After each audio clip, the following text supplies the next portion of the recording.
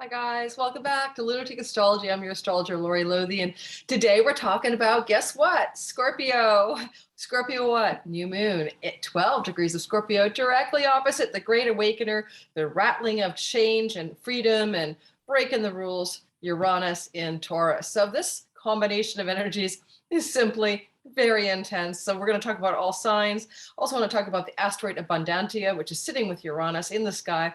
And part of that story of sudden abundance, prosperity, good with purchases and things you want to buy is going to play into this moon. There's a bit of a blessed element, kind of like the green thumb of something good trying to happen for your abundance and all of this intensity through this moon. Also, you can also you can also look at the fact that the sun itself, because it's a new moon, sun and moon are co-joined, they are together sitting on two fixed stars, a crux and a mimosa. In a nutshell, the vibe is pretty good as well. A crux is about wisdom and compassion and spiritual depth and growth and courage and the quest for spiritual knowledge and wisdom, whereas mimosa is kind of the gift of the gab and having a lot of charisma as one of its meanings, and also grounding the sacred in the everyday, because it comes from a flower called the wattle blossom, which has something to do with the idea of that.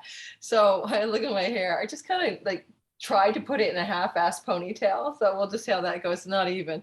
So some of you guys know that I do Hellenistic astrology, and I'm a tropical zodiac Western whole sign astrologer.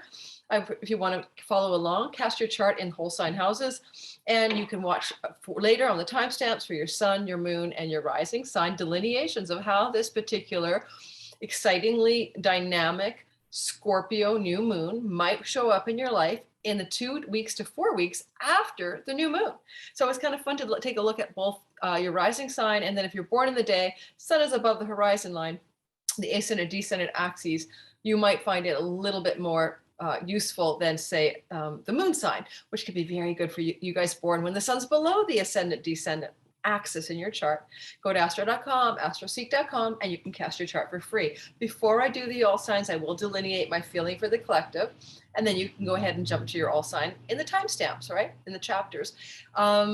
Don't forget to like and subscribe. And I just put out yesterday or the day before, a couple days before, my whole month of October video. I'm going to put the link in the description box right at the top for you, because I go into a great deal of depth about the upcoming eclipse and other factors happening in the month of November for your sign that you might want to know about. Okay, let's get rolling. I just got over pink eye, sort of, not quite. Wait, this one. So if it looks sometimes like I'm squinting or my eyes half open, it's because I'm still healing from like the worst case of blepharitis pink eye I've had in my entire memory of my life. Okay. It's like, yeah, really crazy. Okay. So let's get going and talk about the collective first. Let me take a sip of my jasmine tea. Oh my God, that is so good. It's getting dark here. So I hope I'll keep the light. It's 5 o'clock. I get about an hour of light. So we're going to keep it a nice clip for all signs. All right. So first of all, let's talk about the collective. Let's say this. This is a time in which this moon is occurring in the Scorpio axis and the Taurus axis, which will be recapitulated energetically through the entirety of 2022, actually beginning November 19th, with eclipses on the same axis as the south and north node travel, and they're once every 19.5 to 20-year journey through that part of the sky. Like, for instance, in the United States, this is the axis of a particular zone of influence. In the USA natal chart, it's in the 6th and 12th house, which is labor. 6 would be labor unions, the working class, the people, jobs, in that way connected to economy. It can be about illness and sickness or the people's health. And so that is a very active axis during the next year and a half of the United States as it saunters into its Pluto return. And this moon is almost a bit of a foreshadow, especially because this moon at Scorpio 12 degrees is sitting in a place that next April will be activated by an eclipse in Taurus, but it's a new moon eclipse, meaning the sun will sit on next April 30th, basically right where this moon is sitting today. So I can almost say you can see this is more of a connecting the dots longer arc of a story. United States 12th house can be a place of also secrets and backroom deals and, things that the United States might do to undo itself it's not an easy eclipse cycle for the USA. Okay, that's for sure. Now let's go ahead and talk about general principles for the whole collective, not just the politics or a particular nation. Oh, this is so weird. Oh, it's my microphone. I'm like, where's my shoulder? I feel like we're all going to be feeling like there's a need to have some dramatic change or breakthrough, and we may be feeling stuck. And we may be feeling stuck because this is fixed signs, right? Fixed signs don't like to go places. They like the way things are. They want them to stay the same.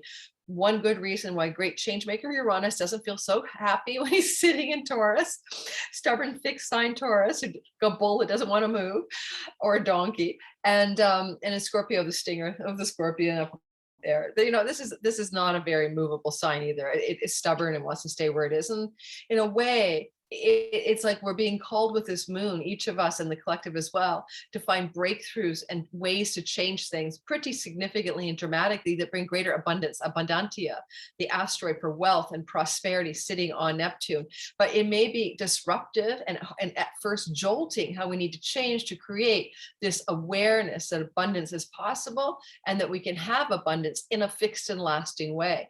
But unfortunately, through disruption, like what? Currency, stock markets, the capitalist monetary consumptive consumer society, the corporatocracies, the things that are established that Pluto's been trying to break down since 2008 as it's been ingressing through Capricorn. So, a few words for Abundantia that I'm going to give you, the goddess of abundance, money flow, prosperity, fortune, valuables, and success, protects your savings and your investments, and good for purchases. Okay, that's straight out of Wikipedia and the meaning of the ancient goddess, the personification of abundance. So with this asteroid sitting directly on Uranus, and Uranus being exactly opposite this particular new beginning, new moon, there's a new abundance opportunity, a new breakthrough coming for all of us, but maybe through disruption. And with the eclipse later on in the month, on November 19th, that's going to probably be in earnest the beginning of a series of disruptions that create over the next year and a half to 2 years a new paradigm for abundance for the whole world, but maybe epicenter USA, okay, just because of their Pluto return.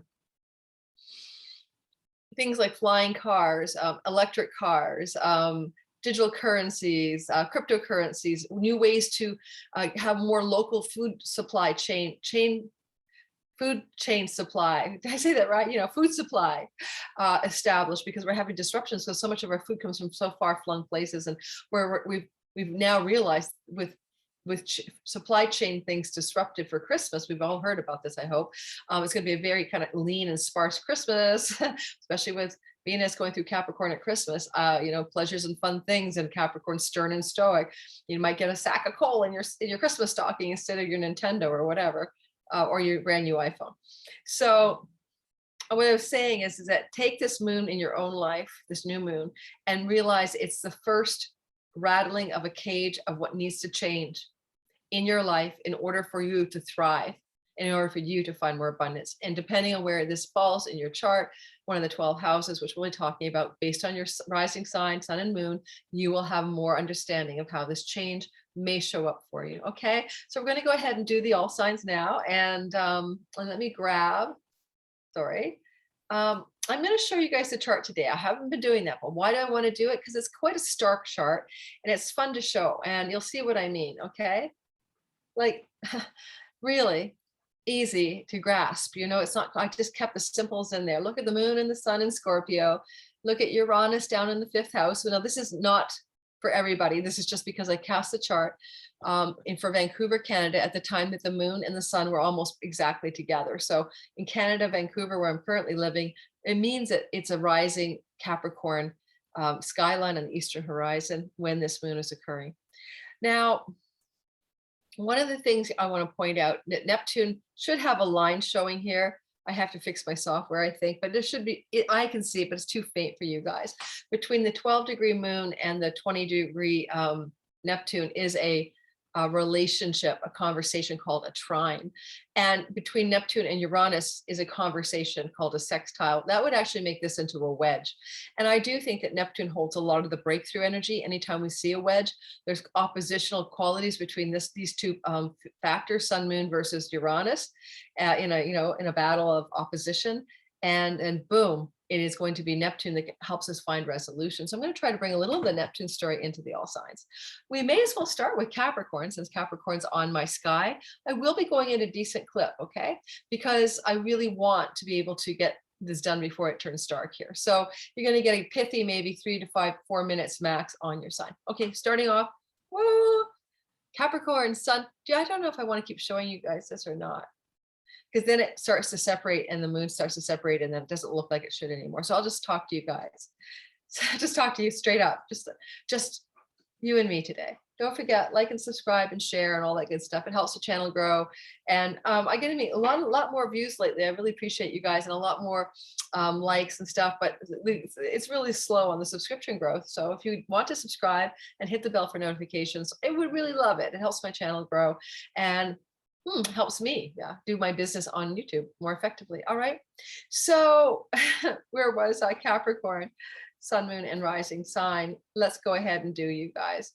And I'm just grabbing the chart again because I slashed it to the bottom of the screen and I can't see it very well. There. Capricorn, Sun, Moon, rising sign. Let's start. This is going to be a sky in which you are experiencing a new beginning, a fresh start, an opening and a blossom of something new, what all new moons do, correct? In your 11th house of good spirit and good luck. And also a house in which friends want to support you and help you. It's also a place where you can have acquisitions and great financial gain and reputation gains in your career. So it's a really good spot for that kind of stuff to come into flourishment. Uranus is in the sign of play, fun, pleasure, romance, children, and the muse and creativity and joy. And he's disrupting things in your 11th house. Now, if you're not having joy in your reputation and your earnings, you're getting a smack dab of money from your work, but you hate it, or your career path, you might find Uranus is down in the joy house, right? Where it's going to be for a long time, guys, till 2026, got there in 2000 and in earnest 2019, and is trying to disrupt you in terms of he's trying to find original, inventive, freedom loving ways to be joyful, playful, sexual, to be fruit bearing, to bear children, to bear projects and ideas, or even your own independent business. So Capricorn, keep all that in mind. This time Uranus is poking at that new moon and there's tension there, right? It might be nice to get those great gains from your career, but you really know something's got to give. With Uranus on Abundantia, with all that prosperity and thrival that's offered, you may as well take the deal. And Neptune is the one who's kind of taking the intensity of the tension there and trying to bring it into a harmony, or bring it together somehow. So in this energy of your third house, I should say, of siblings and trips and travel and skills-based learning and online world too, social media, websites and stuff, self-expression, including writing, especially some of you caps with a Virgo 9th house might be decently ordained to write a book. You may find that if you can come into your imagination, Neptune, your higher vision, through those trips and travel, or something you're studying or learning, or some piece of writing you're doing, some of you Capricorns could find yourself feeling that this breakthrough to abundance and this breakthrough to a kind of refreshing way of receiving the gains from the work you do. They may not feel harsh, but may feel absolutely full of joy, could become quite available to you. You're Saturnian ruled, right? Because you're Capricorn rising, and Saturn is in your money house now and will be till March of 2003. And Saturn got there in December of 2020. And the point of that is there's a lot of energy that Saturn's trying to do to help you grow up your money and create new, sober-minded, realistic, perseverance, steadfast ways of earning and saving money and increasing your resources and possessions, including things like real estate. So you're on a trajectory with Saturn's help. And this moon is saying, let's break out of the stalemate or the rut, find the joy spark, get abundant. I hope that is useful for you. Oh, yeah, one of your children's fifth house's children, one of your children, if you have them, could tell you something or say something to you in a couple of weeks after the moon that jolts you into a new state of possible abundance, or new visions about abundance. Or you could go visit a child, Neptune sextile Uranus in the house of children, and have a delightful surprise through your time with your child, adult child, little child, I don't think it matters. Okay, next. There's a windstorm outside my window and the leaves are blowing up, up, up. It's so cool. You should see it. It's like in front of my window here. All right, because I don't have a ring light unpacked yet. Okay, you really need it when you got pink eye and you look like you have pink eye. Next, Uranus, sun, moon, and rising sign. So for you guys, you're going to experience a lot of new beginnings in your career. There's no doubt about it. This new moon is situated really in the midpoint of your house of career, the 10th house. You could find that this is like a real new beginning that's starting to emerge for greater abundance in your career. And, I'm an Aquarius rising, I do okay, guys. But, the other day I just had this vision, like, getting by or getting by well. I guess I say I'm getting by well by most people's standards financially, but us Aquariuses are being presented with the opportunity to change the way money shows up in our life with this particular moon, because we are also looking at that Neptune in the house of our earnings in a trine, in a trine to this new moon, and in a sextile to Uranus in the 4th house. So some options here for us Aquarians could be a sudden opportunity to buy or sell real estate, a sudden opportunity to change our home or change what we do from our home, Uranus in the 4th house. If you're an Aquarian, Uranus got there in 2019, he'll be there until 2026, the nomad transit. You may have, or you're uprooted and changed your home more than once. So this promise is here yet again with a new beginning, new moon. Don't forget about the eclipse mid-month, right smack dab in the 4th house as well, meaning that a lot of you Aquarius is not only maybe changing your home in the next while, but also finding that change is going to increase your prosperity and abundance, abundantia, wealth, prosperity, but also good for investments and buying property and purchasing things that could benefit you financially. Okay. So don't look at this as just a career thing. It's a money, career, home thing, money, career, home. Neptune in the 2nd house is about visionary ability to make money through things that Neptune enjoys: storytelling, filmmaking, photography, music, high art, imagination, and spiritual consideration, because Neptune is kind of like that all-knowing, unconditional love, totality, we are one vibe. And he's in the house of possessions and earnings, and it's been a real haul since 2011, because Aquarians have been feeling like we can't make money at the expense of God's soul, truth, and wisdom. There's like a deeper money has to come through an absolutely spiritual kind of seva or service to something beyond ourselves. So this moon ties it all up in a nice little bow, and Neptune gets in on the action, and you could get a dream home. You could get a dream home that supports a dream career. All I know is that your abundance is going up, and you're getting a nice little reset up in that 10th house. You're probably going to start changing the way you do the work you do or the work you do. And some of the seeds of that are being planted on this moon, and you'll see them begin to sprout in the next 30 days after the moon. Okay. I hope I'm looking at you guys now and then. Hi, because I'm looking at the chart, right?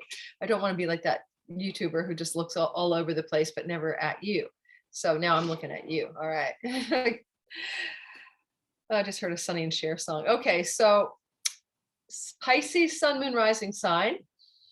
You're going to experience the new moon in your 9th house of higher education and colleges and campuses, foreign lands and foreign travel.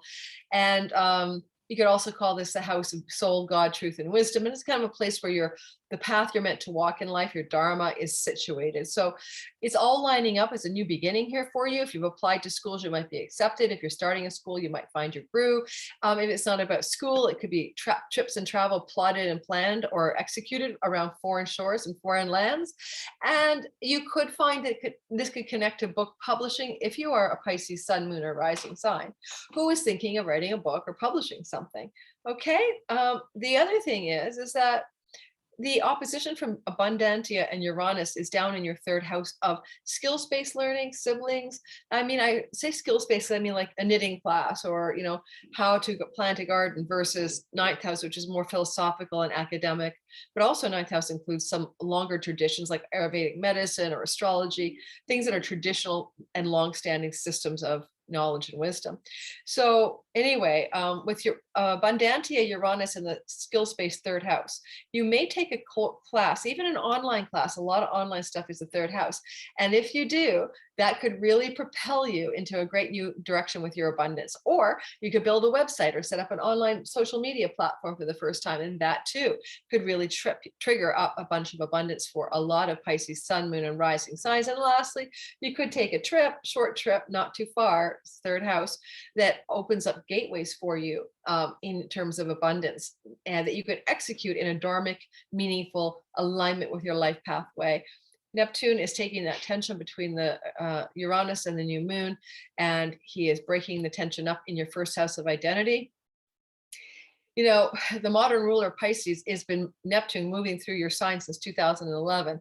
You've been feeling like you're a washed out mystic or a dreamy, confused soul, or you can't get your two fishy feet on the ground and you feel like a mermaid out of water. If any of those things have been happening to you since 2011, do not despair. This is going to change. Part of it is just Neptune there. And he's like, he's going to be in the 20th to 23rd degree this year of the sign. Got it, maybe I think 3 or 4 more years of Neptune in your, he's usually 14 years in a sign. So 2011, 2021, I know I should know this, to like 2024, he gets out of there. But he's past the halfway mark. So clarity and fog is lifting and clarity is happening. So look at yourself in terms of your visions, your dreams, and how you want to dream something into being using your imagination. And Caroline Casey, the astrologer, says, Neptune, she uses Neptune as the god of imagination. I think she says something like imagination lays the tracks for reality to follow or something like that. I always mangle that quote. I've been trying for years not to mangle that quote. Okay, next. Okay, is my screen blurry or is it just my vision? All right, moving on.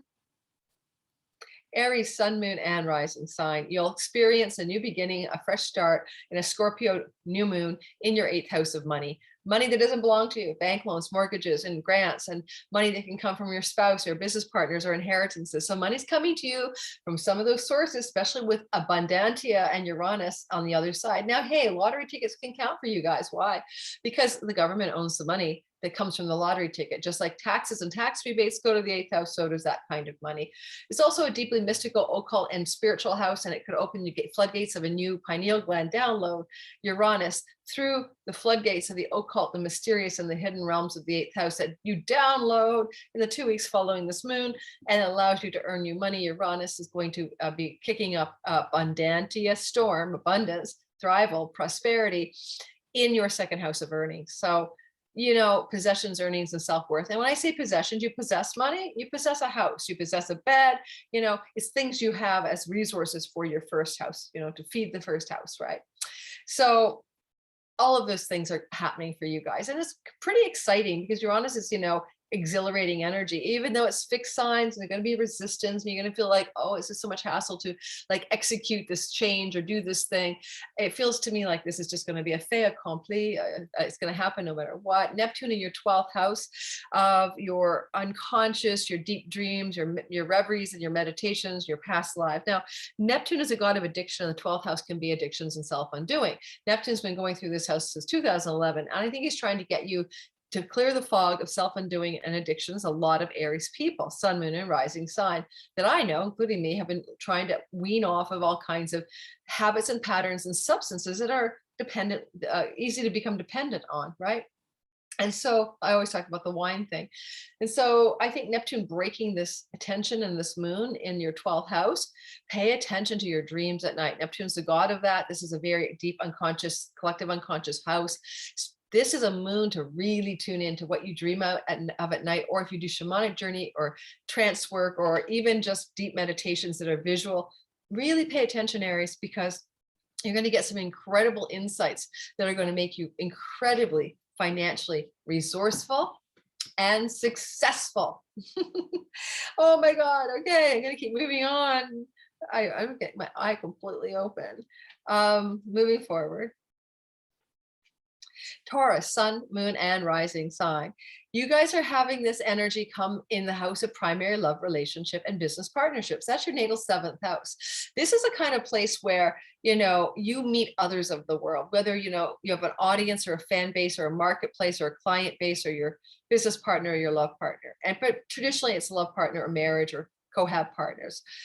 So there's a new beginning in some primary relationship of the kinds of people that you have in your life, particularly the committed love story or business partnership stories. Now, this new beginning has a Uranus in your 1st house of your body and your identity. That's been there since 2019. You've been feeling maybe jittery, nervous, a lot of energy moving through your body. Kundalini activations, fried, anxious, exhilarated, a lot of energy going on in the house of your body.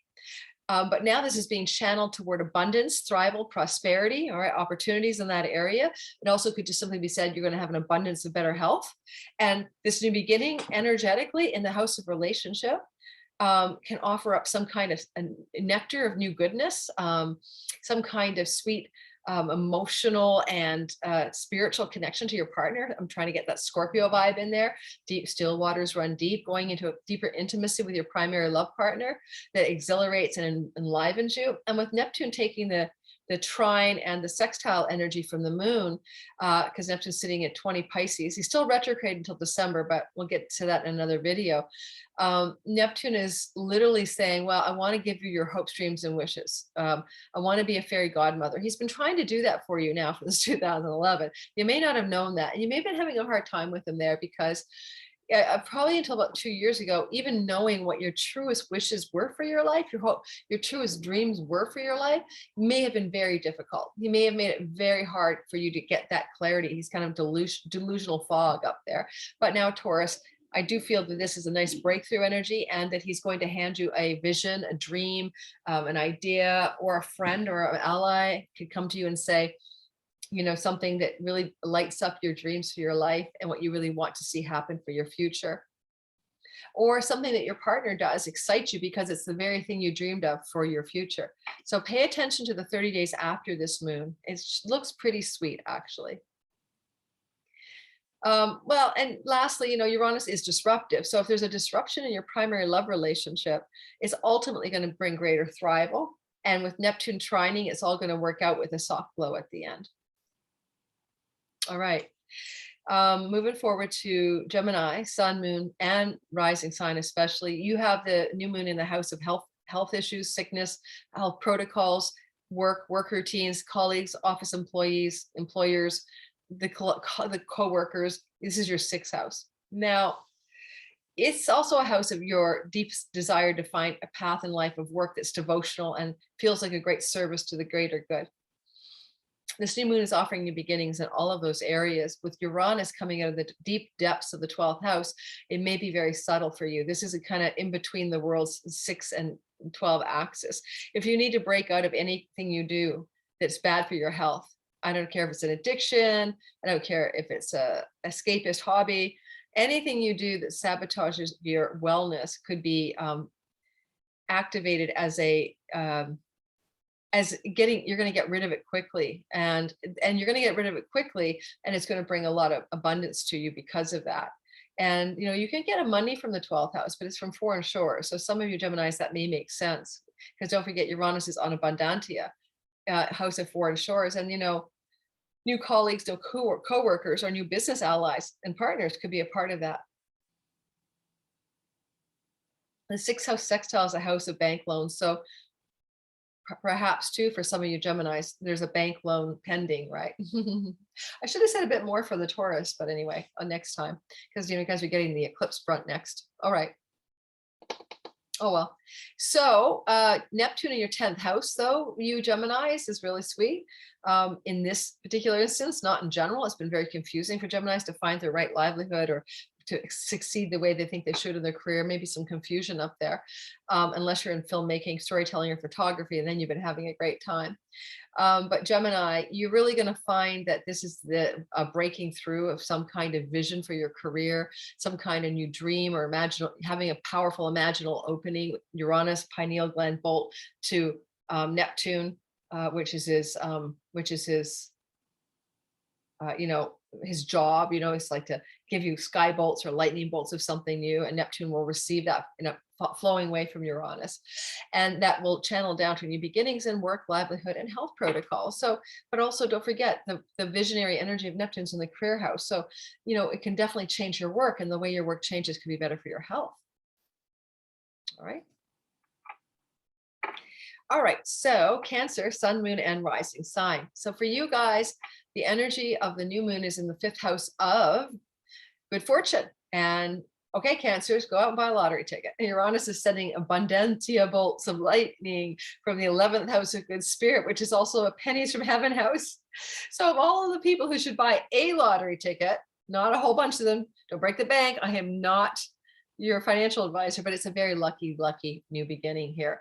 It's lucky for your relationships with your children. You might even have some disruption or upset with a child or a friend in a larger social circle, or both. Uranus and Sun Moon are in these areas, but it can also show up as disruption that brings a golden parachute or a little lovely, what do you call it, like rainbow at the end of the storm. In terms of your money, your relationship with your children, and romance, if you're looking for romance, and someone's honking like a crazy fiend out there. So I like this for you guys. And I also would say, pay attention to that Neptune in the 9th house. And, you know, Neptune is in the house of your dharma, like the path you might want to walk in order to be in the greatest alignment with who you are here on planet Earth, your soul. And with that Neptune sharing visions, dreams, higher guidance, you know, and all of that spiritual essence from the 9th house, which is a spiritual house. Some of this could be very illuminating. I mean, a trine from Neptune to the Sun Moon could be a spiritual awakening, a spiritual breakthrough for some of you, or a really high vision that's in alignment with the divine will, and that can influence your finances, children's relationship to children, love and romance, joy, fun, play, pleasure. I'm giving you all the meanings of the 5th house. And if you want to create your own independent business, this can spark that as well. Gives you a little bit of a spark of new beginnings there. If you want to start your own company or you want to create your own business, be an entrepreneur, visions are there to help you with that. Sorry, I'm moving the table. All right, moving on. Leo, Sun, Moon, Rising sign. Well, in case I forgot to say this for Taurus, but you're one of the fixed signs, right? And you're getting the brunt of a lot of this intense energy, like the Aquarians, the Taurians, and the Scorpios, as the eclipse cycle will roll square to your rising sign for the next year and a half. And this is kind of a precursor moon to some of this intensity. So everything I say about this moon, you kind of think of thematically, energetically, kind of feeling out like that's how it's going to be over the next few years. And it's the strangest sky, storm clouds and light, and it looks like a movie set out there. So the new moon is in your 4th house of home and land and real estate. A lot of you Leos are looking at the idea that over the couple of weeks to a month after the new moon, a spark of something new you want to do in the home or from the home, that it has to do with your career, the 10th house. That's where Uranus is sitting. With Abundantia, opening up the floodgates of prosperity and thrival and opportunity for financial growth in your 10th house of career. Here comes an opening. And Sun, Moon down there are cozily nested in the 4th house, meaning you're probably going to do this work from home, or you may feel pushed and pulled between things you should do from home versus what you're called to do in your career by bosses and superiors. And this could be a breaking through of attention, and you may just decide to quit your job and do something from home or whatever. Now, if you do that, it's all about abundance, so don't worry about it. And Neptune breaking that tension up in a trine from the moon and a sextile to Uranus, well, that's not too bad. And that sextile is very loose, right? I mean, I have to say it's an 8-degree sextile, but it's still energetically a sextile. So I really feel like Neptune is going to say, hey, I'm in your 8th house. You can get your visions done if you want to borrow some money from the bank, a home equity loan, a business loan, get your partner to support you in your dreams and visions, get money from tax rebates or investments. Money is percolating. Neptune's trying to bring you new money, Leos, that can fortify career and real estate. And in the wake of the 2 weeks after this moon, be willing to do magic, because Neptune is a magic planet and the 8th house is a magic planet. So vision board, manifestation, that kind of vibe could be really good for you during the couple of weeks to a month after this new moon. Don't wait till the 2-week point, because it's a waning moon. Sometime in the first few days after the new moon, when the moon's beginning to pick up light again, think about doing a little magic ritual, because you of all people look like this would be auspicious at this juncture. And don't forget, the sun is your planet and it's conjunct the moon in the 4th house of home. So some of you guys could have a real estate offer. If you're selling your house or looking for a house, you could find a place, you know, a lot of real estate energy going on around you in the couple of weeks to a month after this new moon. Don't forget, use your sun, moon, or rising. Okay, so next, Virgo, sun, moon, or rising sign. So you earthy Virgos are sort of spared the worst of the brunt here of the eclipse cycle coming. So it's kind of a softer vibe for you.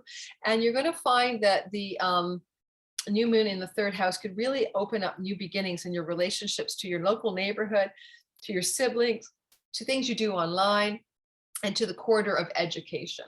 So Virgo, Uranus is on abundance and prosperity and the success vibe up in your ninth house of higher education. This is like colleges and campuses or long courses of study that are going to take a little bit more time to do. Also foreign shores and foreign lands. So you could have the most glorious, prosperous opportunity coming to you from a foreign shore or while you're in a foreign shore, or something to do with foreign lands enhances your prosperity. For Virgos who write books and want to get an agent or publish, this is also really good for that too. You have a sudden breakthrough, an agent, someone has a friend who's a publisher, and now the ball starts rolling. But the new beginning is really coming out of that third house. So this is the local acquaintances and the friends that are like your family, you know, the fam friends and your aunts, uncles, and cousins and siblings. So these people in your life over the month following this moon could be really helpful for you in your dharmic goals for that ninth house. Now, you have Neptune in your seventh house of primary relationship. This is like the rose-colored glasses. You may have fallen in love with a lot of the wrong people since 2011, but maybe about 3 years ago or so, you began to clear that fog as Neptune started to permanently leave the midpoint of Pisces. So now you might just find a soulmate, or if you're with somebody, you may realize that that person is truly yours, divine complement, you know, your twin flame, the one. But with this Neptune in that house of that part of the chart, it really is opening up some kind of trine to the third house. So you could have an amazing trip with a beloved soulmate friend, beloved soulmate partner, or a business partner. You could also find it may look something like your ability to cast a glamour into the public sphere, like with your clients, your audience, and others, that is going to make you abundant, prosperous, and successful, Uranus in the ninth house. If you have any court cases that you're trying to deal with, and you're stressed out about legal affairs regarding judges, courts, and all of that, legal actions, well, then this is going to work out. It's going to be disruptive and intense and exhilarating, but Abundantia, abundance, means that probably an unexpected turn in your favor, and you're going to settle legal contracts, Neptune in the seventh, Uranus in the house of courts. So for some of you Virgos, legal matters that have been dragging out or pending or disrupted, maybe even disrupting your well-being, could come to a very rapid close in a very positive way in your favor.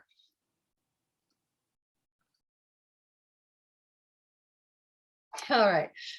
Am I going fast? I think so. Oh, I think I'm going really fast. All right. Hi, guys.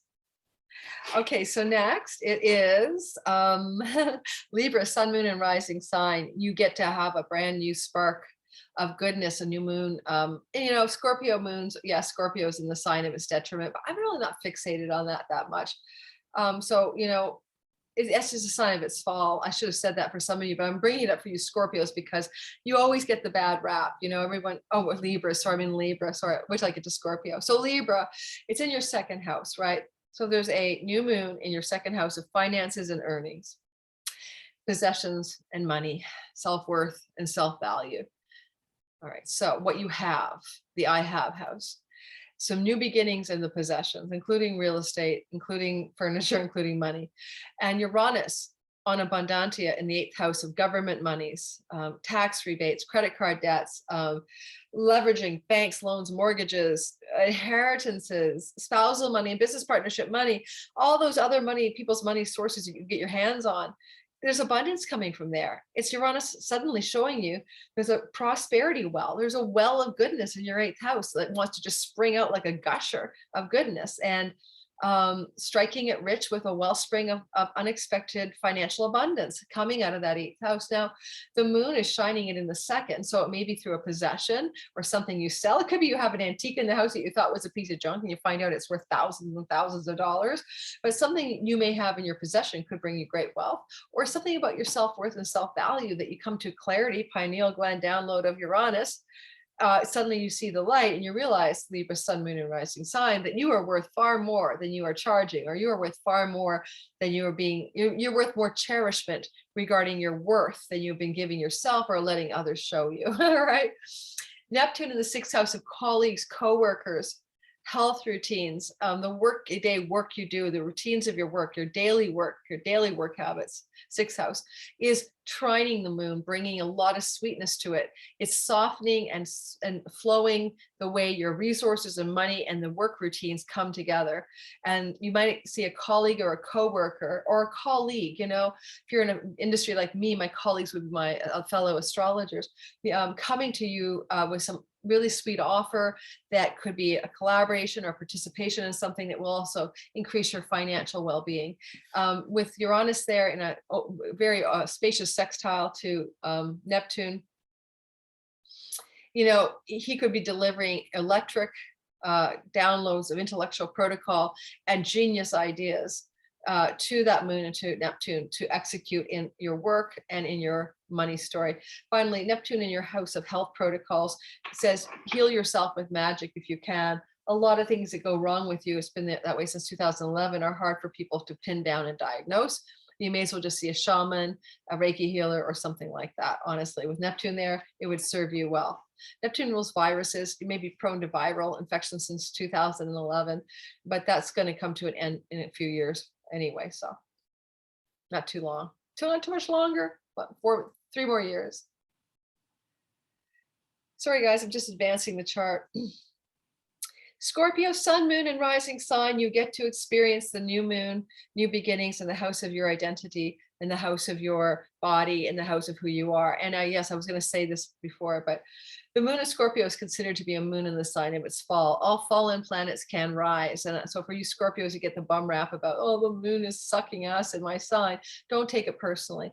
I know the moon, when it's exalted in Taurus across the way, can often fall from grace, from power, from extra specialness and extraordinariness, and a fallen moon can rise. So this fallen moon conjunct the sun in your first house could be you rising from a place of debility and coming into a new greater success story, because Abundantia and Uranus are sparking something from the house of business partnerships, your primary love relationship, and potentially your client base or audience. Now, if you are having tension in your relationship, Uranus can be the great disruptor since 2019 of the way your relationship is operating. It may have been very unstable, full of unpredictable change since 2019.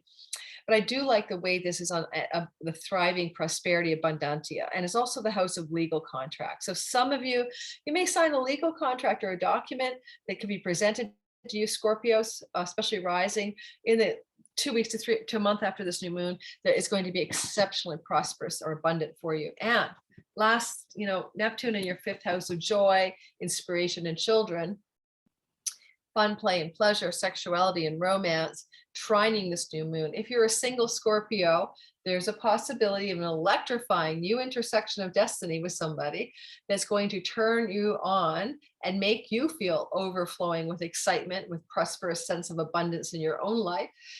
If you're with somebody, it will just enhance the dreamy quality and the more romantic quality of your existing relationship. And the fifth house is a place where you might want to go and do some kind of fun thing with your beloved, have a good time. But you're running the show. This is your moon. It's your beginning. It's your new beginning. And in my Mars video, if you want to go back and look, because Mars is going to be rising. Well, that's coming out. Mars is going to be rising in around November 22nd or so in your first house. So stay tuned for the Mars rising video coming, but you're coming into a 2-year Scorpio, major time of great prosperity. And or like you're powerful, you're focused, you're on your game, your decisions are strong, you're commanding, you're taking direct action, you're passionate, you're ambitious. Like this is going to be a new vibe for you. You're getting Mars rising in your sign, which gives you a 2-year, like, oh my God, goodness phase. Okay. All right. This is not what you call a fashion statement hairdo. Just ignore me. My Venus in Taurus is really upset with my hair. All right. Moving on. Sagittarius, sun, moon, and rising sign. You're my last sign today, so I'm going to go with this nice and slow. The new moon is in the house of your sleeping dreams at night, your interiority, 12th house of your undoing and self-undoing and habits and addictions. A new beginning here. Some of you Sagittarius will just turn off the faucet of some habit or path that hasn't served you because you're trying to start something new. And you may replace a bad habit with a good one.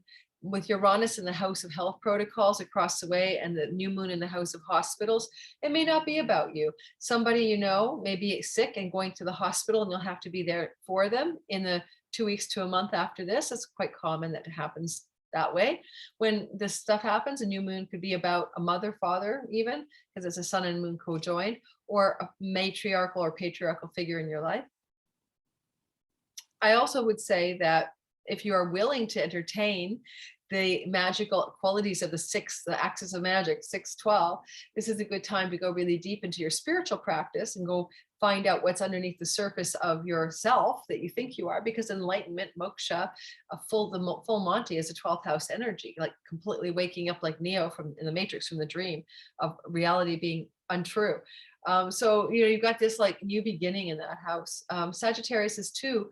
Neptune is, in your 4th house of home. He's been there for a long time, since 2011. It would have been good to move to water, river, ocean, pond, or sea if you could have. He would have been questing for that since 2011.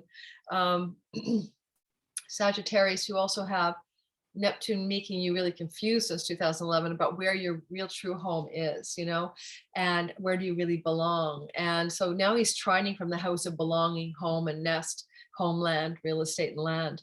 It may be an opportunity to buy or sell land from a foreign shore, because the 12th house is about places that are foreign to your own country where you can accrue money and business as well, do trade. And Uranus is something unexpected coming out of the blue, but supporting that vision maybe for some change of home, some new change of where you want to live in the world. It could come out of your workplace though, because Uranus can be that's the place of your colleagues and coworkers. And so there may be a change in your workplace or in your structure of your work that allows this to be true. Like for instance, like your business that you are part of, your company says, we've decided that we're going to keep everybody at home forever now. Forget the pandemic, return to the office. It's cheaper to get rid of this have expensive real estate that we own, commercial real estate. And you find out that you're going to be working from your computer, so you can now move to Fiji like you always wanted.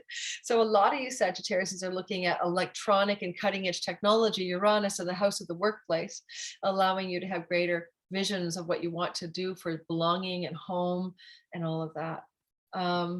Certainly pay attention to your meditations and your dreams and your inner insights during the moon and in the 2 weeks and 1 month that follow. Thank you all for listening as I race through the all signs. Oh, did it ever get dark? You can tell like I'm losing the light again. I got to unpack my ring light from my trip across the country and put it up.